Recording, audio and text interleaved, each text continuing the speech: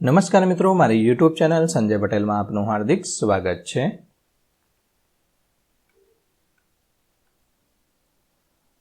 મિત્રો, આજે આપણે ધોરણ 10 વિષય છે ગુજરાતી, તેનો પાઠ 7. પાઠનું નામ છે હું એવો ગુજરાતી. તેની સ્વઅધ્યયન પોતેનું સંપૂર્ણ સોલ્યુશન આજે આપણે આ વિડીયોની અંદર જોવાના છીએ.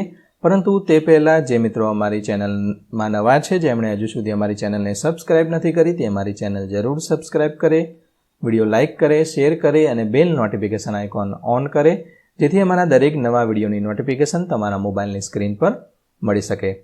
મિત્રો, આ દરેક વિડીયોનું PDF સ્વરૂપે જોવા માટે એપ્લિકેશન વિશ્વગુરુ ઇન્સ્ટોલ કરો.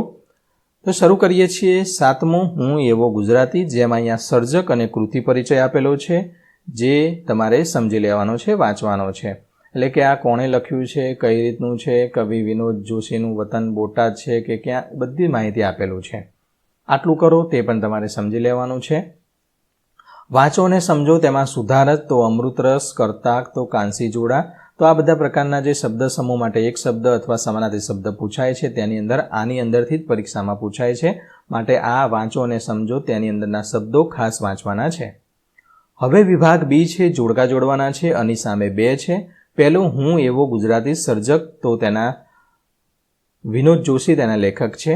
જંતર તેની સામે આવશે વિજાણન. હાક તેની આવશે 3ની નંબરની સામે આવશે સરદાર પટેલ. આગળ વધીએ. ખાલી જગ્યા પૂર્ણ કરવાની છે. તો હું એવો ગુજરાતીમાં ગિરનાર પર્વતનો ઉલ્લેખ થયો નથી. નર્મદા નદી ગુજરાતની જીવાદોરી કહેવાય છે. છઠ્ઠું, આ કાવ્યમાં કવિએ નરસિંહ મહેતાને પ્રભાતિયા માટે યાદ કર્યા છે.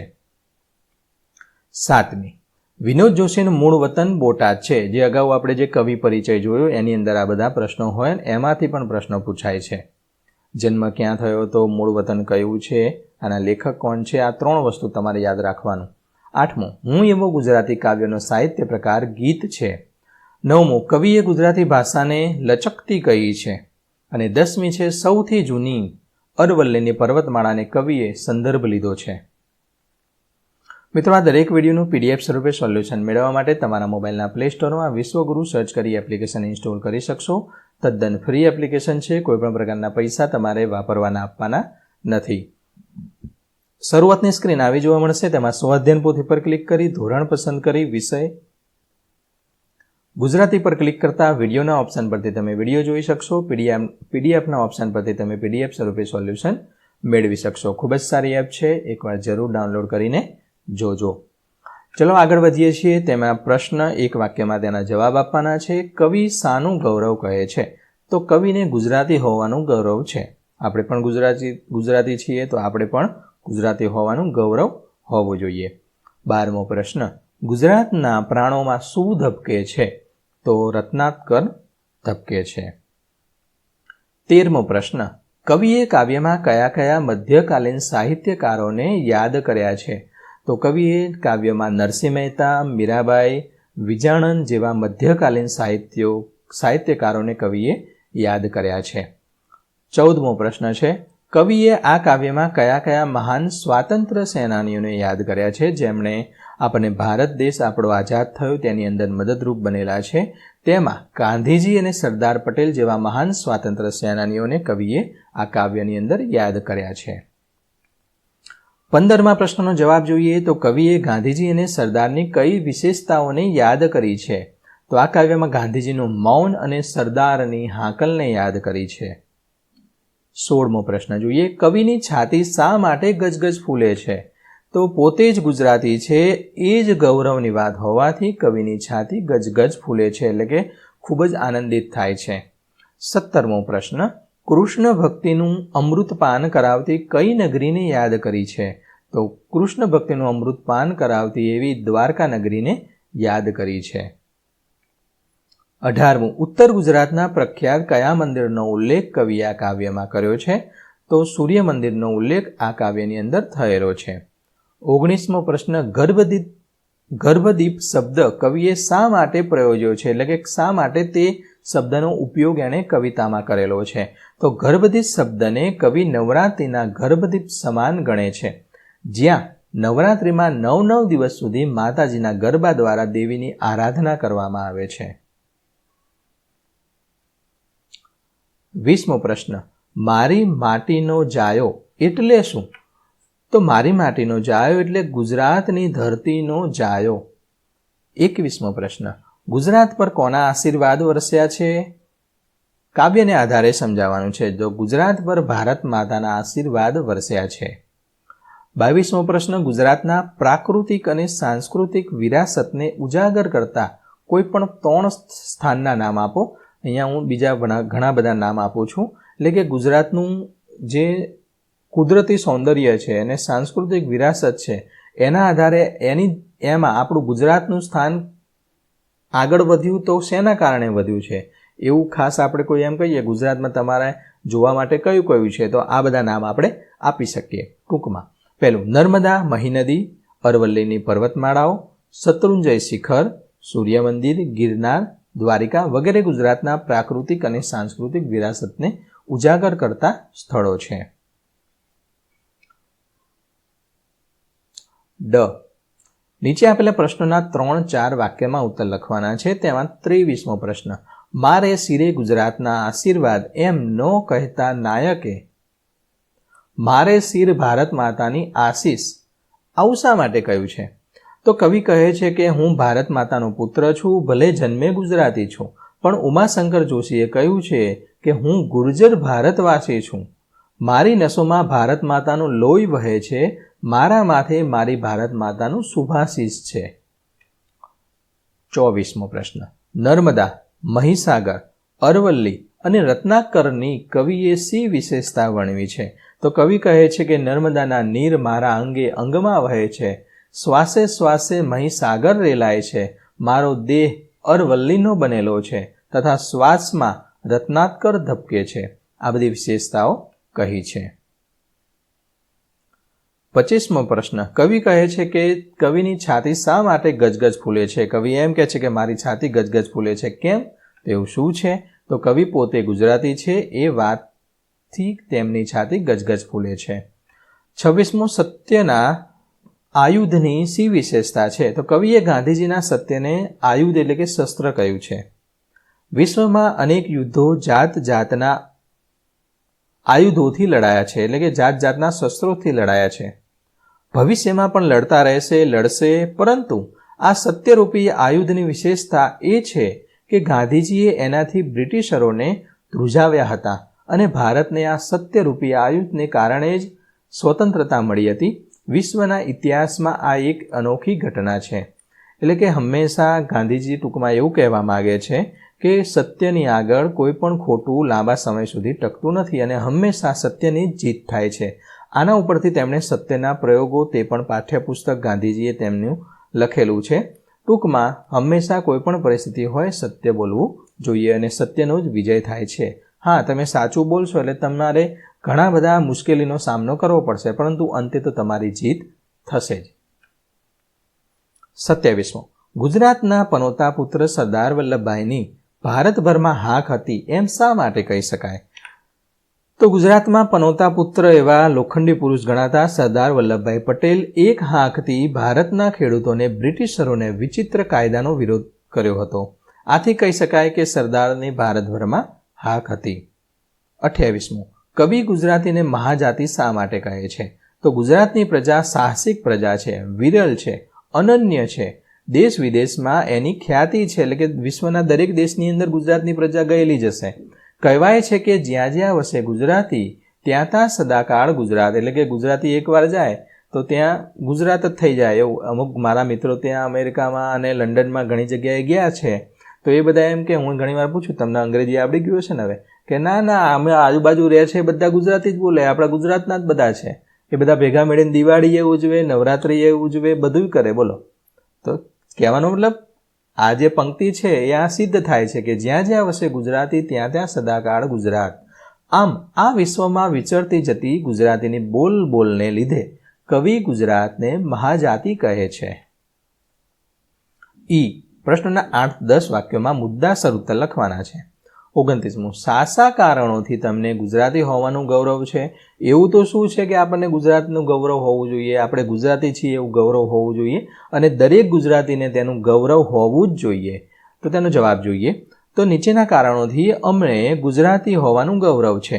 તો ગુજરાતની ભૂમિ પર નર્મદા નદીના તેમજ ચરોતરની મહીસાગરના પાણી છે. એનો દેહ અરવલ્લીનો છે. શ્વાસમાં રત્નાકરના ધબકારા સંભળાય છે. આ જ ભૂમિ પર નવરાત્રિનો ગર્ભદીપ ઝળહળે છે.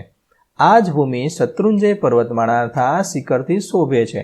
ટૂંકમાં જે ગુજરાતનું ગૌરવ છે એ કયા કયા કુદરતી તત્વોને લીધે રહેલું છે એ અહીંયા તેનું હાર્દ સમજાવે છે. અહીં જ સૂર્ય મંદિરના નાદ સંભળાય છે. અહીં જ શ્વેત તેજનો ભ્રમર છે. ભૂમિ પર ગિરનાર પર્વત પર અનેક મહાપુરુષોના ગોખ આવેલા છે.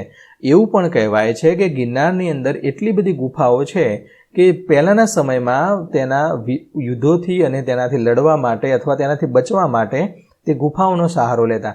એ ગુફા ધારો કે ગિરનાર પર્વતથી શરૂ થાય તો જૂનાગઢ નીકળતી હોય અને ક્યાંય નીકળતી હોય એવી પણ પર્વતની અંદર ગુફાઓ આવેલી છે. તો અહીંની દ્વારકા નગરીમાં કૃષ્ણ પ્રેમ ભક્તિનો અમૃતસર પાય છે. આ ભૂમિ પર દુહા છંદની રમઝટ બોલાય છે. ભગવાધારી સંતો ધ્યાન ધરે છે. મીરા કરતાલ લઈને કૃષ્ણનું ભજન કરે છે. ભૂમિ પર અનેક આખ્યાનો રચાયા છે. ભૂમિ પર ગાંધીજી અને સરદાર વલ્લભભાઈ પટેલ જેવા મહાન પુરુષો જન્મ્યા છે. એમાં ગાંધીજીએ ધારણ કરેલ સત્યરૂપી શસ્ત્રની સમગ્ર વિશ્વમાં ધાક હતી. ગાંધીજીના મૌન અને સરદારની એક હાંકનો જબરો વિશ્વમાં પ્રભાવ હતો. આ સંતોની અને શૂરવીરોની ભૂમિ છે, જેમણે પોતાના સૌમ્ય સ્મિતથી અને તલવારની તીક્ષ્ણ ધારથી ભૂમિની રક્ષા કરી છે. અને જે ભૂમિના પોતે સંતાન હોય તેને કવિ કહે છે કે એ સંતાનોને આપણે ગુજરાતી છીએ એનું ગૌરવ અવશ્ય હોવું જોઈએ. તો આટલું બધું કારણ છે, એના આધારે આપણે કહી શકીએ અને ગુજરાતી છીએ અને અમને ગુજરાત હોવાનું ગૌરવ છે. તો આ પ્રકારે તમે તેનો જવાબ લખી શકો. વિભાગ સી છે, જેમાં વ્યાકરણ વિભાગ છે. યોગ્ય વિકલ્પ પસંદ કરી જવાબ લખવાનો છે. જોડણી સુધારો, તેમાં શત્રુંજય, આશીષ, ગર્ભદીપ અને સૂર્ય મંદિર આવી રીતે લખાશે. સંધિ જોડવાની છે, તેમાં દીક વત્તા અંત, રત્નાકરનું રત્ન વત્તા આકાર. સાચી સંધિ જોડવાની છે, તેમાં આશીર્વાદ આ રીતે લખાશે.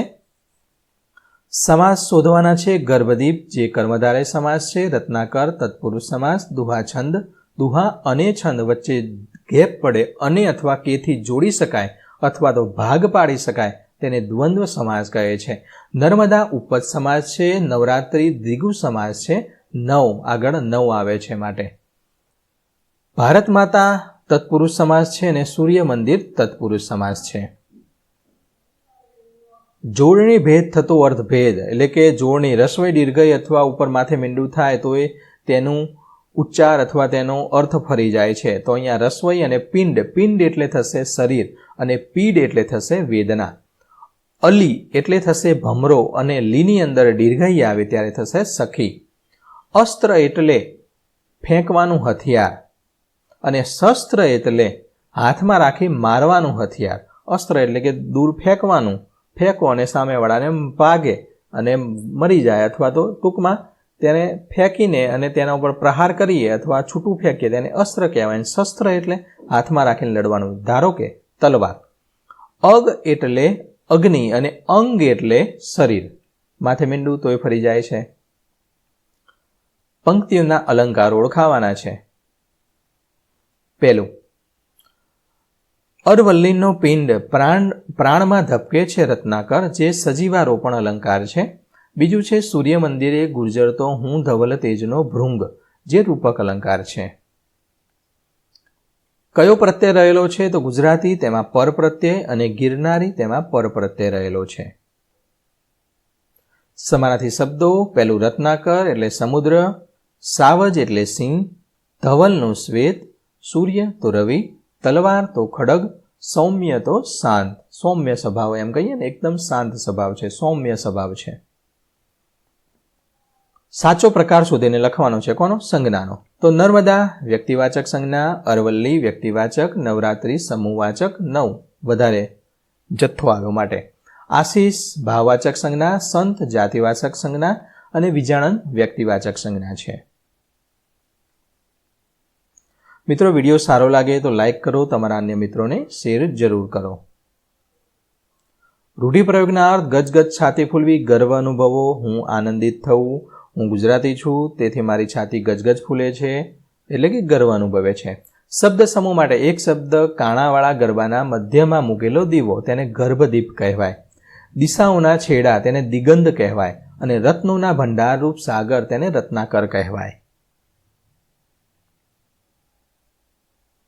વિરુદ્ધાર્થી શબ્દ તેજ તો નિસ્તેજ, સ્મિત તો રુદન, ધવલનું શ્યામ, સત્યનું અસત્ય, સુધા એટલે વિષ, સૌમ્ય એટલે રૌદ્ર, આશીષ તો અભિશાપ, ધ્યાન તો બેધ્યાન.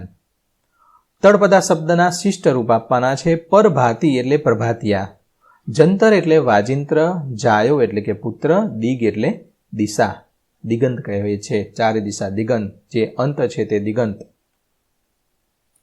પંક્તિમાંથી વિશેષણ શોધીને પ્રકાર લખવાનો છે. આ પંક્તિમાં સાવજની તે વિશેષણ છે અને વિશેષણનો પ્રકાર સંબંધવાચક છે. ગરવી છે તે વિશેષણ છે, તે ગુણવાચક છે. હું નિત્ય એક આખ્યાન તો એક સંખ્યાવાચક છે. ત્રીજાની અંદર ધવલ ગુણવાચક છે અને તેજનો સંબંધવાચક છે. સૌમ્ય ગુણવાચક છે. પાંચમાની અંદર માટીનો સંબંધવાચક છે.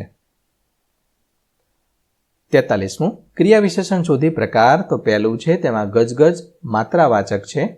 બીજાની અંદર સદા સમયવાચક છે. ધ્વનિ છૂટા પાડવાના છે. આપણે નાના હતા ત્યારે પહેલા ધોરણમાં પહેલા બીજામાં શીખવાડતા ક આખો, કની પાછળ અ બોલાય છે અને અડધો ક લખવો હોય તો ખોડો ક કરવો પડે. એટલે કે ક કરી નીચે લીટો કરો, આ ખોડો ક કહેવાય. અને ખાલી એકલો સાદો ક લખો તો કની અંદર ક પાછળ અ બોલાય છે, તો આ કની અંદર સ્વર એટલે કે સ્વર અ ભળેલો છે અને ખોડો ક ખાલી એટલું જ બોલાય. તો આ રીતે સંધિ છૂટી પાડી શકાય. જેમાં તમને સમજાવું કે આ નર્મદા ન એટલે કે ન ખોડો લખીને પાછળ અ લખીએ. નર ર બોલાયો, આ રેપ આવે ત્યારે ર બોલાય. મ ખોડો કરવાનો, મની પાછળ અ બોલાય તો આ મ ખોડો કરી પાછળ અ કર્યો. દા પાછળ આ બોલાયો તો દ ખોડો કરી આ લખવાનો છે. તે જ રીતે તમે ધ્વનિ આ પ્રમાણે છૂટા પાડી શકશો. ગુજરાતીનું આ રીતે થશે, ગર્ભદીપનું આ રીતે, દ્વારકાનું, નવરાત્રિ, આશીષ, ગિરનારી અને સૌમ્ય આ પ્રમાણે તમે ધ્વનિ છૂટા પાડી શકશો. પરીક્ષાની અંદર આ ધ્વનિ છૂટા પાડવાનું અને જોડવાનું આ બંને પૂછાય છે.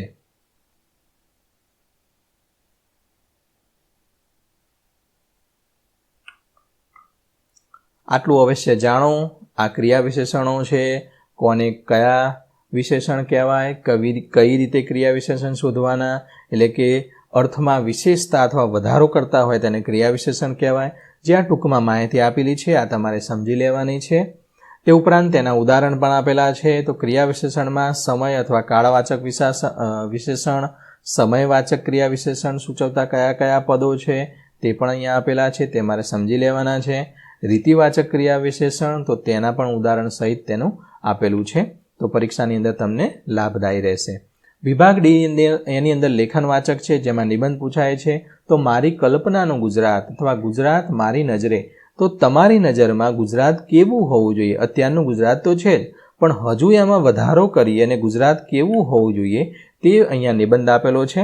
તો આ પ્રકારે તમે નિબંધ લખી શકશો. નિબંધ લખવામાં તમારે એના પેરેગ્રાફ પાડવાના હોય છે. અમુક અંતરે અથવા 10-10 લાઈને તેમાં અમુક સ્લોગન લખવાના હોય છે. જેમ કે જય સોમનાથ, જય દ્વારકેશ, જય બોલો વિશ્વના તાતની, સ્વર્ણ અક્ષરે લખશે કવિઓ, યશ ગાથા ગુજરાતની. તો આવા ગુજરાતના જે લખતા હોય તે પંક્તિઓ, કોઈ પણ નિબંધ પૂછાય તો આવી પંક્તિઓ તમારે અમુક અંતરે અથવા અમુક જગ્યાએ સેન્ટરમાં, એટલે કે પેજ હોય તેના એક લાઈન ફકરો પૂરો થાય તો એક લાઈન છોડી પછી તેની સેન્ટરમાં પંક્તિ લખવાની, તેની બંને બાજુ અવતરણ ચિહ્નો કરવાના, ત્યારબાદ એક લાઈન છોડી પાછી નવા ફકરાની શરૂઆત કરવાની. તો આ રીતે સારા અક્ષરે નિબંધ લખશો તો અવશ્ય તમને સારા એવા માર્ક્સ આવશે. તો આ પ્રકારે તમે ગુજરાત વિશેનો મારી નજરે ગુજરાત આ પ્રમાણે તમે લખી શકશો. જુઓ અહીંયા પણ ગુજરાત એક જીવંત અને જાગૃત વ્યક્તિ છે. તો આવું જે કોટેશન હોય તે તમારે સેન્ટરમાં, એવું જરૂરી નથી કે પંક્તિ અથવા કવિતાની જ લખવી. તો આ રીતે તમે લખી શકશો. દરેક વિડીયોનું PDF સ્વરૂપે સોલ્યુશન મેળવવા વિશ્વગુરુ એપ ઇન્સ્ટોલ કરો. તદ્દન ફ્રી એપ છે. વિડીયો લાઇક કરો, તમારા અન્ય મિત્રોને શેર કરો. મિત્રો, અહીંયા આપણે વિડીયો પૂર્ણ કરીએ છીએ. ફરી મળીશું આગળના વિડીયોમાં. ત્યાં સુધી આવજો. વિડીયો અંત સુધી જોવા બદલ આપનો ખૂબ ખૂબ આભાર. ધન્યવાદ.